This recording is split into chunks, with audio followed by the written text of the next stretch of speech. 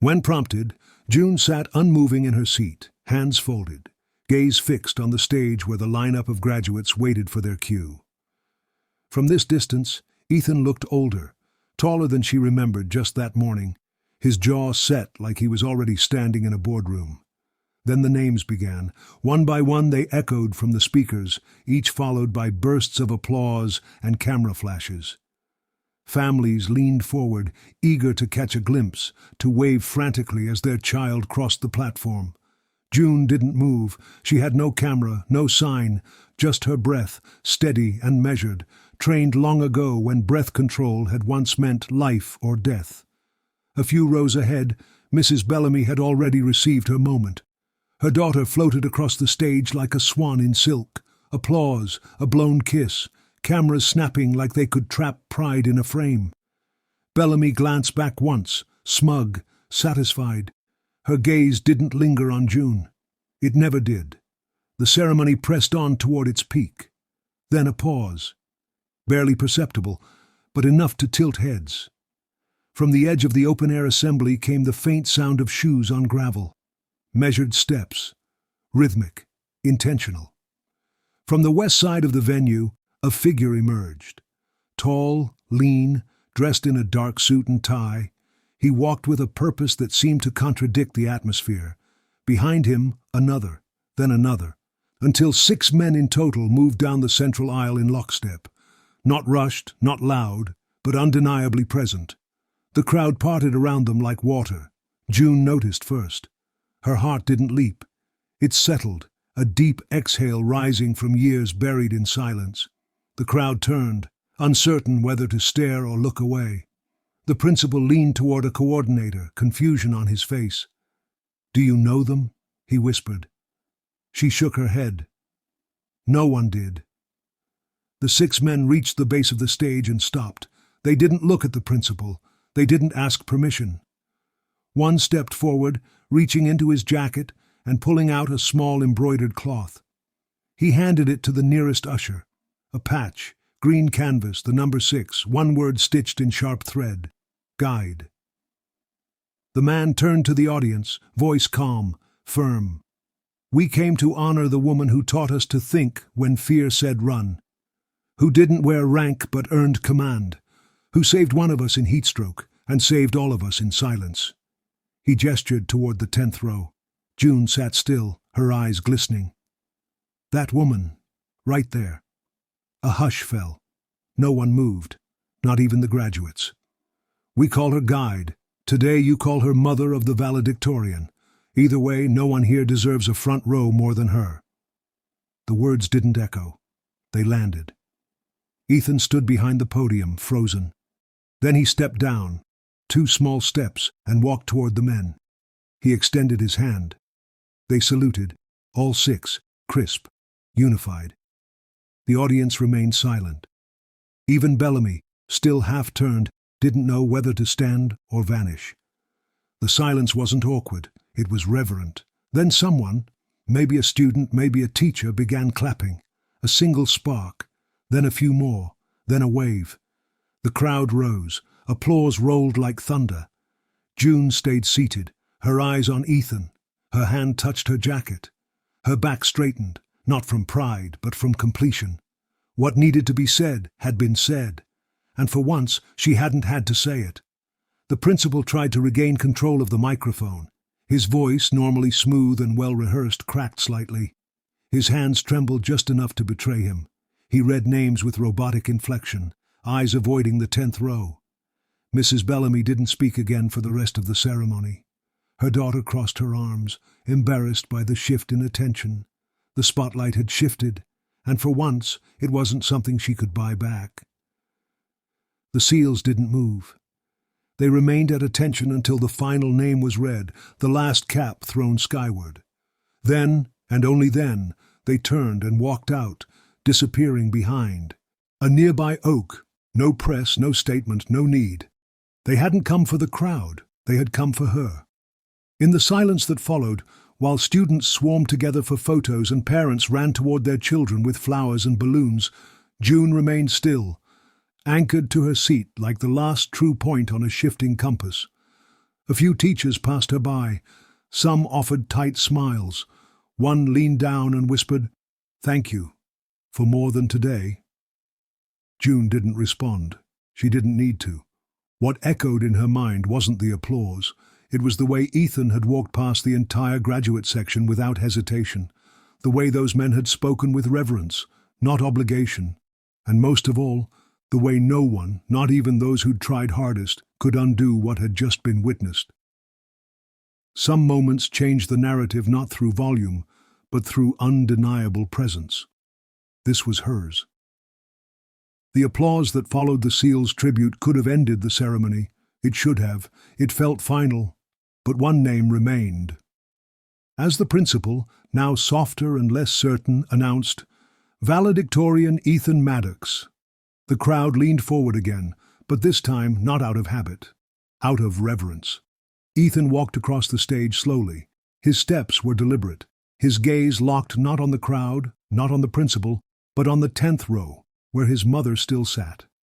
The diploma in his hand felt lighter than the weight he'd carried all morning. He turned to the podium. The hush returned. He didn't look at his speech. The folded pages remained untouched at the base. Instead, he placed both hands on the wood, breathed, and looked out. "I had prepared a speech," Ethan began. "A pretty good one. It had jokes, quotes, even a story about my math teacher's cat." A faint chuckle passed through the crowd. "But I won't be reading it today." He paused. The air tightened. "Because what I was going to say doesn't matter as much as what needs to be said right now." He nodded toward the back rows. "My mother has been pushed aside, ignored, and overlooked by this town for as long as I've been alive. Some of you may not even know her name, but you should. Because everything I've achieved, every late-night study session, every paper, every competition, I did with her hand steadying mine from behind the curtain, and today she wasn't even allowed to keep her seat." Some heads dropped. Bellamy's smile cracked. "You talk about values here. Respect, service, excellence. But those aren't words you hang in a hallway.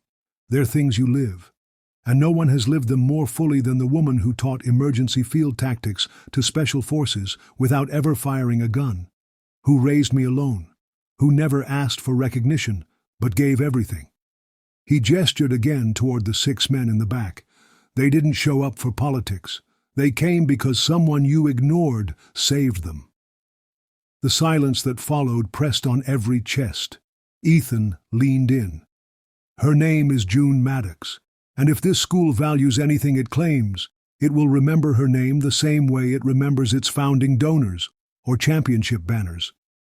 Because people like her don't pass through. They build foundations." He stepped back. No joke, no clever ending. Just truth. The audience rose again, this time not from confusion, but clarity. The principal clapped, red-faced, his eyes never meeting June's.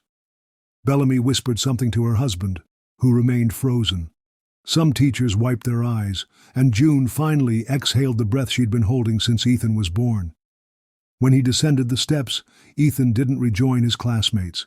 He walked straight to his mother, bent low, kissed her cheek, and whispered, "We made it." She didn't cry, but her hand trembled as she adjusted his collar. They sat together through the rest of the ceremony, through the scholarships, closing prayers, and final cap toss.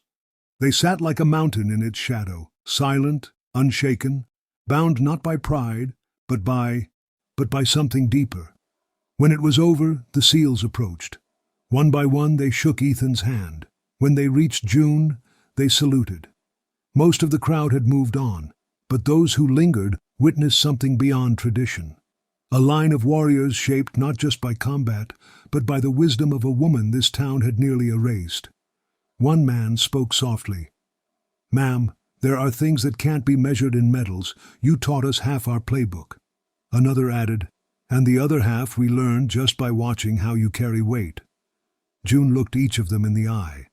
"I didn't do anything you wouldn't have done," she said. "I just didn't let anyone tell me I couldn't." Hartley, the sniper from her training days, stepped forward and pressed something into her hand. It was the same patch she'd sewn inside her jacket. But now, below the word guide, It had a new line in gold thread. Honorary command. She held it, thumb tracing the edge, then nodded. She never wore it. It didn't need to be seen to be real.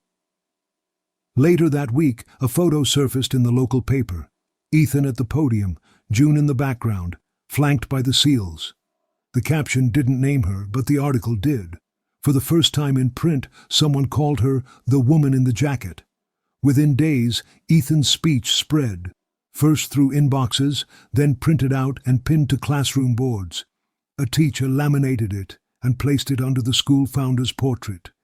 It wasn't authorized. No one took it down. Principal Kent announced his early retirement by summer's end.